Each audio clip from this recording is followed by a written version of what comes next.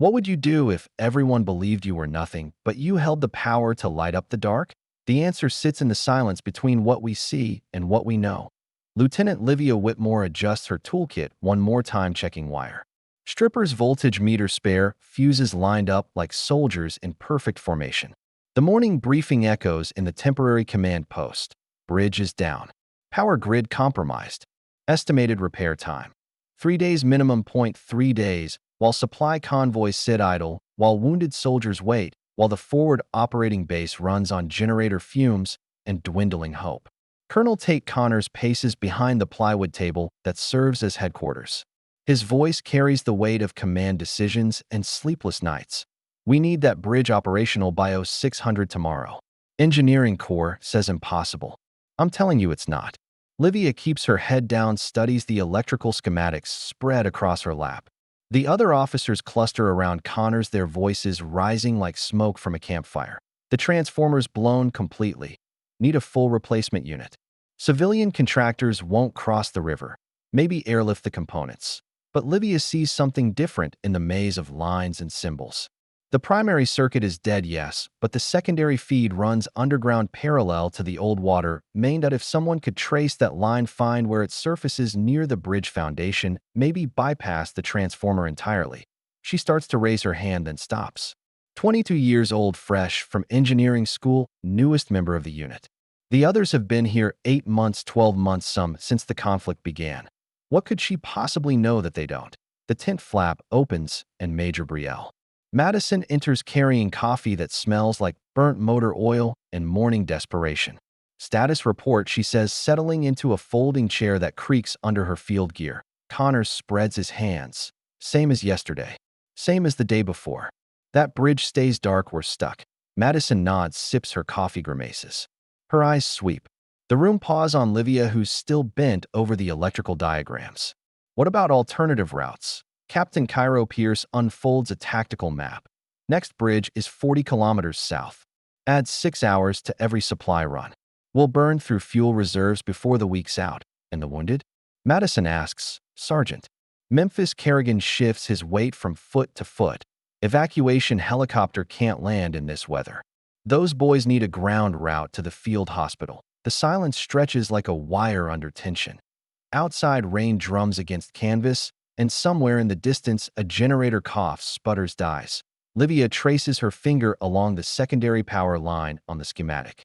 The route is clear. Underground cable surfaces at junction box 7 Alpha, runs exposed for 30 meters, then dives back underground right at the bridge approach.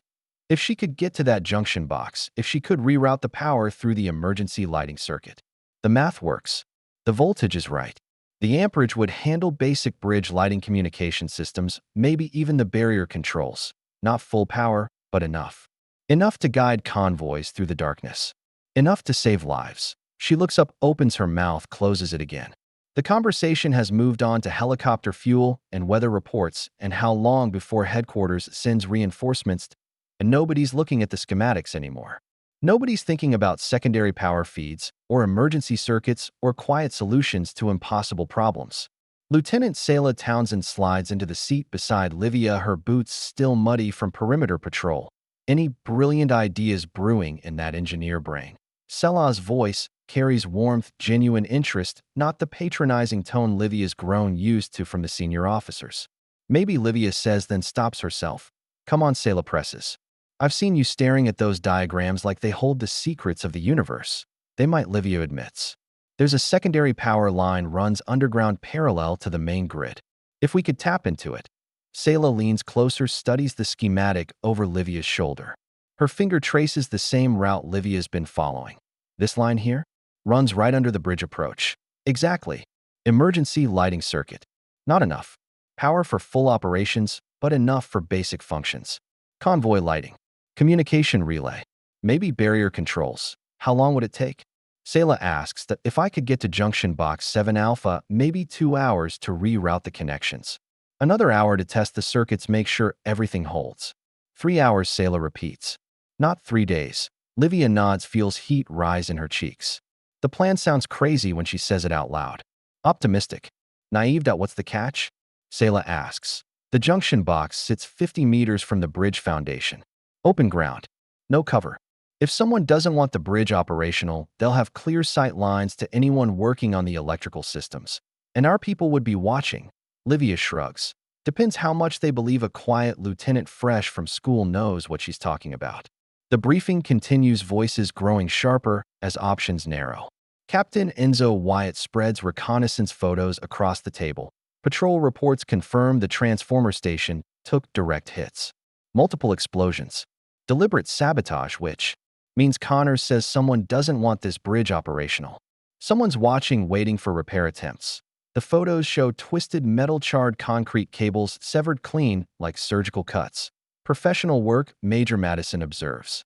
This wasn't random. Sergeant Sky Davison points to elevated positions overlooking the bridge, sniper nests here and here. Perfect overwatch of the entire repair zone. Anyone working on that transformer would be exposed for hours. The room falls quiet except for rain and distant thunder. Livia stares at the photos, sees something the others miss. The junction box sits in shadow behind a concrete barrier, invisible from the sniper positions. Hidden, protected, forgotten. But she says nothing, keeps the observation locked inside like a secret weapon waiting for the right moment. The meeting breaks up, officers scattering to their various duties. Connors pauses at the tent entrance. I want solutions by 1800 hours. Real solutions, not wishful thinking. His eyes sweep the room, skip over Livia, dismiss her without seeing. The tent empties until only Livia remains, surrounded by scattered papers, empty coffee cups, the lingering smell of frustration and defeat. She spreads the electrical schematic flat on the table, traces the secondary power line one more time. The mathematics are solid. The route is clear. The solution waits in the darkness like hope in a forgotten corner. Outside, the broken bridge waits in the gathering dusk. Wounded soldiers lie in medical tents, listening to rain on canvas, counting heartbeats until evacuation becomes possible. Supply trucks idle in muddy lots, drivers playing cards by flashlight, burning precious fuel to stay warm. And somewhere in the shadows beyond the wire, patient eyes watch the dark bridge, waiting for movement, waiting for someone foolish enough to try. But Livia sees what others miss. Sometimes the answer hides in plain sight, waiting for someone quiet enough, brave enough to twist two wires and bring light to impossible places. Before we continue, comment where you're watching from. The mess tent buzzes with the low hum of tired conversations and clinking metal trays. Livia sits alone at a corner table, picking at reconstituted eggs that taste like cardboard and broken promises. The electrical schematic lies folded beside her plate, worn soft from handling, edges frayed like her confidence point 3 tables away. Captain Cairo Pierce holds court with the senior NCOs. Bridge repairs a fool's errand. Anyone who thinks otherwise hasn't been paying attention to the tactical situation. Sergeant Memphis Kerrigan nods agreement, spears a piece of mystery meat. Lost 2 good engineers last month trying to fix a simple generator. Sniper fire from the ridge line. The others murmur, shake their heads in practiced sympathy. Lieutenant Selah Townsend appears at Livia's table, sets down her tray with deliberate care.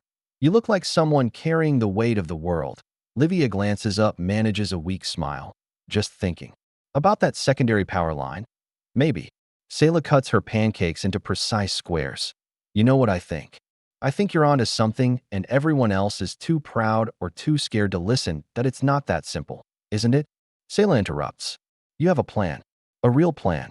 Not just wishful thinking or throwing bodies at an impossible problem.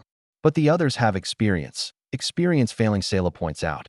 Sometimes fresh eyes see what veterans miss. From across the tent, Captain Pierce's voice rises above the general noise. Some people think engineering school makes them experts on combat operations. He's not looking directly at Livia, but his meaning cuts through the air like shrapnel. Real warfare isn't about textbooks and theoretical solutions. It's about understanding what kills you and what keeps you alive. Sergeant Kerrigan glances toward Livia's table. Academy kids always think they know better than seasoned troops. The conversation shifts, but the damage lingers like smoke in a closed room. Livia feels heat rise in her cheeks, feels the familiar weight of being dismissed before she's even spoken. That Selah's jaw tightens. Ignore them. They're scared and looking for someone to blame. But their words echo what Livia already believes about herself. Too young, too inexperienced, too eager to prove something that doesn't need proving. The afternoon brings another briefing, another circle of grim faces around the plywood table. Colonel Tate Connors looks like he hasn't slept in 48 hours. Headquarters is breathing down my neck. Supply situation is getting critical. We need solutions, not excuses. Major Brielle Madison shuffles through reports. Engineering Corps confirms the transformer is beyond field repair. Replacement parts are 3 days out minimum. Captain Enzo Wyatt taps his pen against the table in nervous rhythm. What about partial restoration? Basic lighting? Communication relay? We've been through this, Pierce interjects. The primary circuit is completely severed. No power means no power, unless. Livia begins, then stops as every eye turns toward her. The silence stretches taut as piano wire. Unless what, Lieutenant? Connors asks, his voice carrying the edge of exhausted patience. Livia's mouth goes dry, but she forces the words out. The secondary power line runs parallel to the main grid. Emergency lighting circuit. It bypasses the damaged transformer. Pierce snorts. Emergency lighting won't run bridge operations to NOS, or Livia agrees. But it would provide basic illumination communication systems, maybe barrier controls. Enough for convoy passage. How long to implement? Madison asks. 3 hours if I can access Junction Box 7. Alpha, and the risk? Connors presses. Minimal compared to transformer replacement. The junction box sits behind a concrete barrier, protected from most sight lines. Pierce leans forward. Most sight lines isn't all sight lines. You're talking about exposing personnel to sniper fire for a maybe solution. Livia feels her careful plan crumbling. The mathematics are solid. Mathematics don't stop bullets. Pierce cuts her off. This isn't engineering class. Sergeant Sky Davison speaks for the first time. What's the fallback if your theory doesn't work? Then we're back where we started, Livia admits. No worse off. But -1 engineer, Pierce adds coldly. The room falls. Silent except for the generator humming outside and rain pattering against canvas. Colonel Connors studies the schematic Livia has spread across the table. This secondary line, you're certain it's operational? The circuit tested good last month before the attack. Underground cables should be intact. Should be, Pierce repeats. Lot of risk for should be. Connors folds the schematic, hands it back to Livia.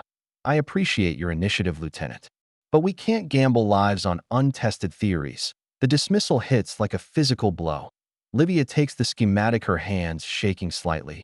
Yes, sir. After the briefing, Livia walks the perimeter in gathering dusk. The broken bridge stretches into darkness like a question without an answer. Floodlights should illuminate the crossing points. Communication towers should pulse with radio traffic. Barrier arms should rise and fall in mechanical precision. Instead, silence. Darkness. The steady sound of opportunity slipping away.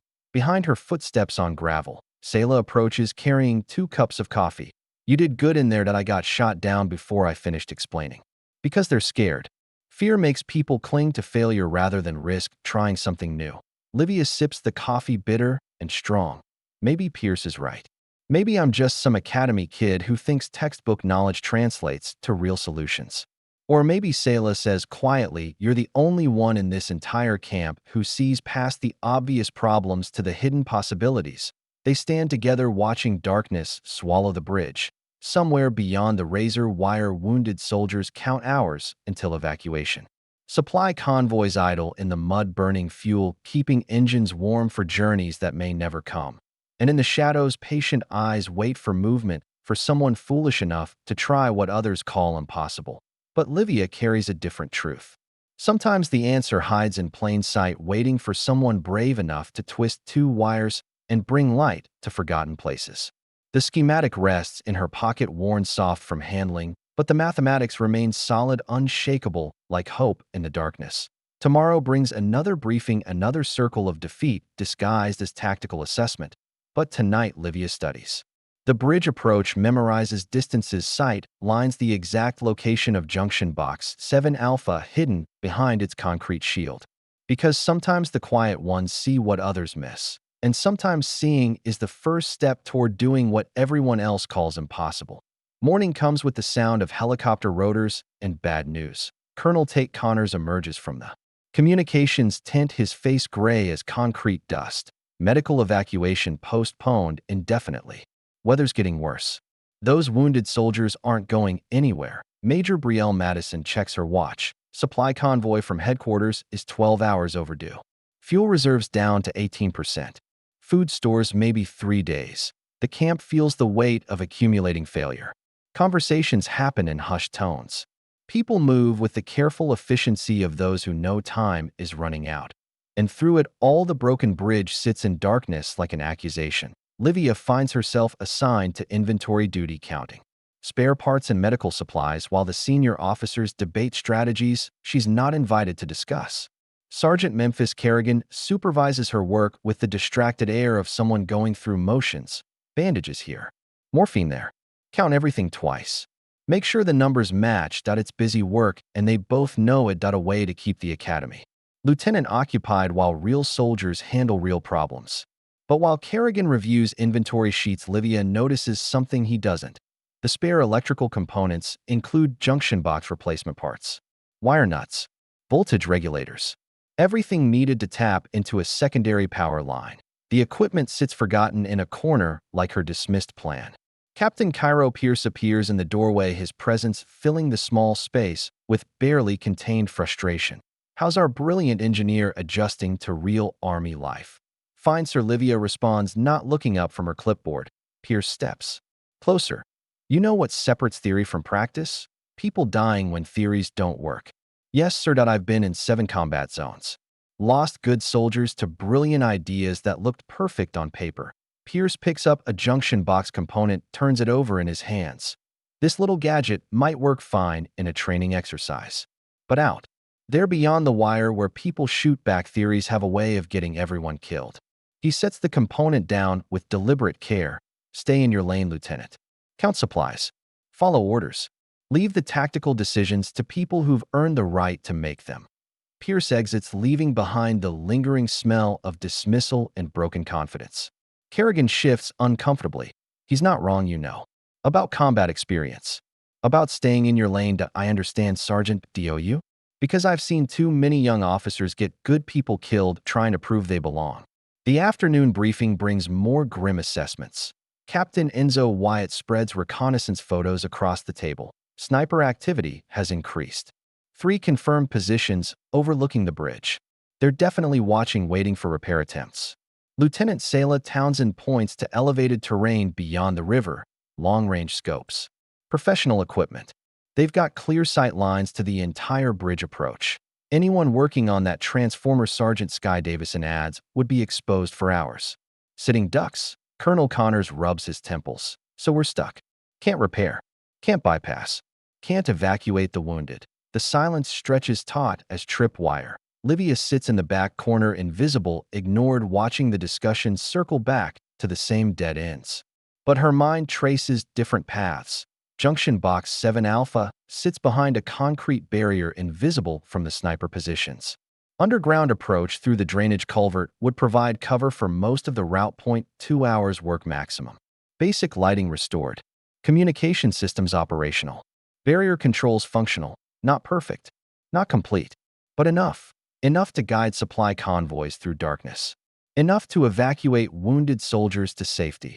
She looks around the room at faces set in resigned defeat. Opens her mouth. Closes it. The moment passes. After the briefing, Selah corners Livia outside the mess tent. You had something to say in there. I could see it written all over your face. That IT doesn't matter. They've made up their minds. About the bridge? Or about you? Both. Selah kicks a loose stone. You know what bothers me most? They'd rather fail using approved methods than succeed with an unproven plan. That's not fair, isn't it? Pierce has decided you're just some academy kid playing soldier. Nothing you say will change his mind. Maybe he's right. Or maybe, Selah says quietly, experience sometimes blinds people to simple solutions.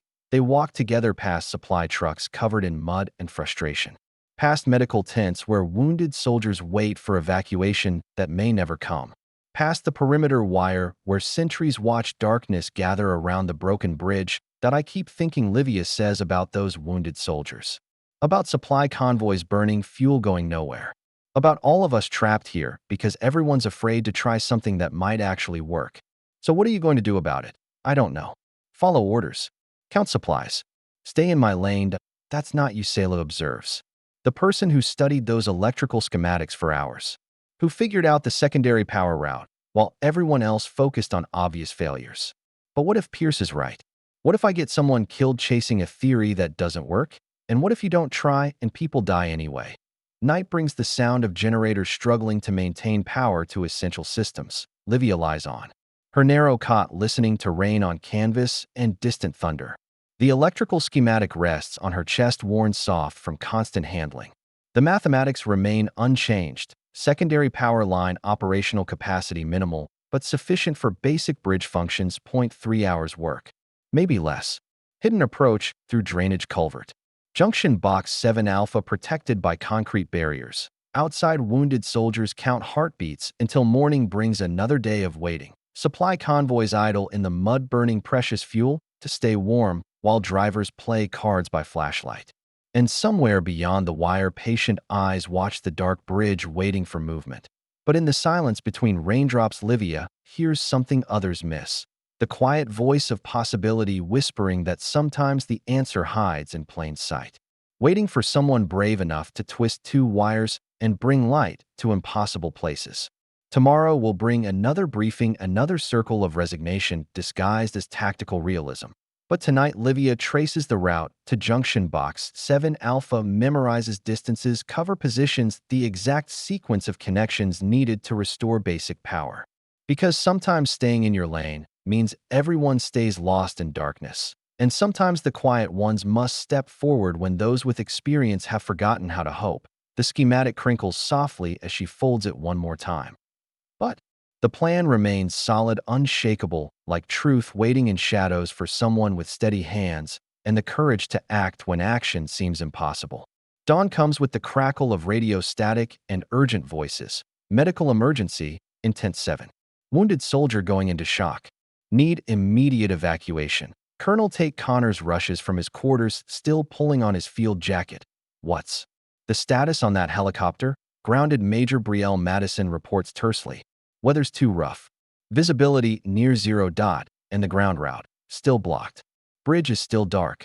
Still impassable for medical vehicles. The Intent 7, a 19-year-old private named Danny Morrison, fights for breath while medics work frantically around his cot. Shrapnel wound has reopened. Internal bleeding. Without surgical intervention within 4 hours, he won't make it to see another sunset.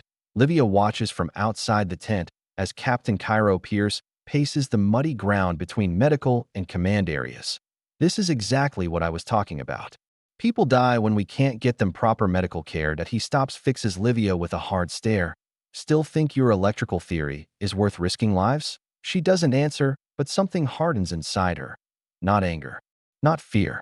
Just focus, because while Pierce argues and paces, Danny Morrison grows paler with each labored breath. Lieutenant Selah Townsend finds Livia in the supply tent gathering wire strippers, voltage meter, junction box components. What are you doing? What should have been done 2 days ago? Livia's voice carries new certainty, quiet but unshakable. The secondary power line runs exactly where I said it runs. Junction Box 7 Alpha sits exactly where the schematic shows. 3 hours work maximum. You can't just watch me. Selah steps closer. They'll court-martial you for disobeying orders. Maybe. But Danny Morrison will be alive to testify. What do you need? Livia looks up, surprised. You're not going to try to stop me. Someone in this camp needs to start believing in solutions instead of just managing failures. Livia hefts her toolkit. Cover story. Tell them I went to check perimeter electrical systems. Should buy me 3 hours. And if you don't come back, then you'll know Captain Pierce was right about inexperienced officers getting people killed. But her voice doesn't waver and her hands don't shake as she checks her equipment one final time. The drainage culvert runs beneath the camp perimeter, emerging 50 meters from Junction Box 7 Alpha. Livia crawls through knee-deep water and accumulated debris, her toolkit wrapped in waterproof canvas. Above-ground rain continues, providing cover for any sounds she might make. The concrete culvert ends at a grate overlooking the bridge approach. Through rusted metal, she can see the junction box exactly where the schematic promised, hidden behind its concrete barrier. Protected from sniper sight lines. Forgotten by everyone, except the quiet lieutenant who studied electrical diagrams while others debated impossible solutions. She cuts through the grate with wire cutters, emerges into gray morning light. 50 meters of open ground between culvert and junction box. She runs. The junction box opens with her universal electrical key. Inside, exactly what she expected: secondary power line intact and operational. Emergency lighting circuit ready for activation. All connections clean and functional. The mathematics were right. The theory was sound. Now comes the practical test. She strips wire ends with practiced precision, connects the bypass circuit that will route power around the damaged transformer. Voltage meter confirms active current flowing through the secondary line, 23 volts.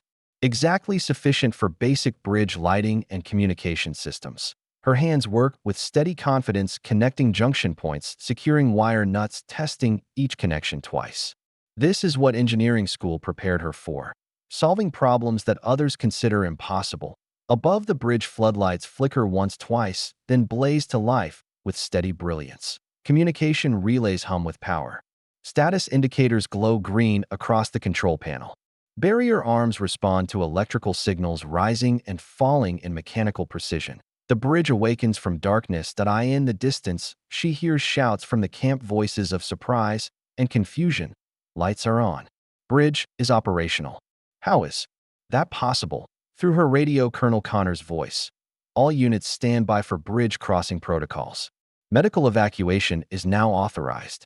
Livia closes the junction box, secures the cover, begins the crawl back through the drainage culvert. By the time she emerges at the camp perimeter, the first convoy is already moving toward the illuminated bridge. Medical vehicle leads the way, carrying Danny Morrison towards surgical facilities that can save his life. Supply trucks follow in formation, their headlights joining bridge illumination in a river of light flowing through what was darkness. She watches from shadows as the impossible becomes routine. Captain Pierce stands near the command tent, staring at the operational bridge, his face a mixture of confusion and grudging respect. Major Madison coordinates convoy movements with efficient precision, no longer talking about 3-day delays and impossible repairs. Colonel Connor speaks rapidly into his radio, updating headquarters on changed circumstances and restored capabilities. Lieutenant Selah Townsend finds Livia cleaning mud from her toolkit. How does it feel to be right? Like the beginning, not the end. What do you mean? Livia folds the electrical schematic one final time. This was never about proving I was right. It was about getting wounded soldiers to medical care, getting supplies to people who need them, lighting up the darkness when everyone else had given up. And now they know that sometimes the quiet ones see what others miss. That sometimes fresh eyes find solutions experience overlooks. The bridge lights continue blazing, steady and reliable, as the last convoy disappears into the night. Danny Morrison speeds towards surgery, his chances improving with every mile of illuminated road. Supply trucks carry food and fuel to forward positions that haven't seen relief in weeks. Communication relays pulse with tactical data and operational updates. All because one quiet lieutenant refused to accept that impossible means impossible. Later in the command tent, Colonel Connors calls for a full briefing on bridge restoration. I want to know exactly how our electrical systems came back online. The room fills with senior officers studying schematics and power grid diagrams. Captain Pierce examines the secondary power line route with new attention. This bypass circuit, it's actually quite elegant. Simple but effective. Major Madison nods. Agreement. Minimal power but sufficient for essential functions. Exactly what we needed. Who figured this out? Connors asks. The silence stretches like a held breath. Finally, Selah speaks. Lieutenant Whitmore identified the secondary power option 3 days ago. All eyes turn to Livia, sitting quietly in the back corner. Pierce clears his throat. Lieutenant, why didn't you mention this in previous briefings? I did, sir. Multiple times. The room falls silent except for the distant hum of generators and the steady glow of bridge lights streaming through canvas walls. Connors studies Livia's face. You implemented this solution without authorization? Yes, sir. That was extremely dangerous and completely against protocol. Yes, SIR.IT also saved Private Morrison's life and restored our tactical capabilities. Livia meets his gaze steadily. Sometimes, sir, the right thing and the authorized thing aren't the same thing. Pierce stands, walks to the tent entrance, looks out at the illuminated bridge. I owe you an apology, Lieutenant. And my thanks. Experience taught me to be cautious. You reminded me that caution without action is just another word for failure. That night the bridge lights burned steady as stars. Convoys move in both directions, carrying wounded to safety, bringing supplies to those who wait. The secondary power holds strong exactly as the mathematics predicted that in her quarters Livia writes a letter to her engineering professor. Sometimes the quiet voice is the one that needs hearing. Sometimes impossible is just another word for untried. And sometimes all it takes to light up the darkness is someone willing to twist two wires together and believe in solutions that others can't see. Outside the bridge pulses with renewed life. A monument not to grand gestures or heroic speeches, but to the quiet persistence of those who see what others miss. Those who act when action seems impossible. Those who bring light to forgotten places with steady hands and unshakable faith in the power of simple solutions. The lights burn on steady as hope itself. If this story moved you, like, share, and subscribe.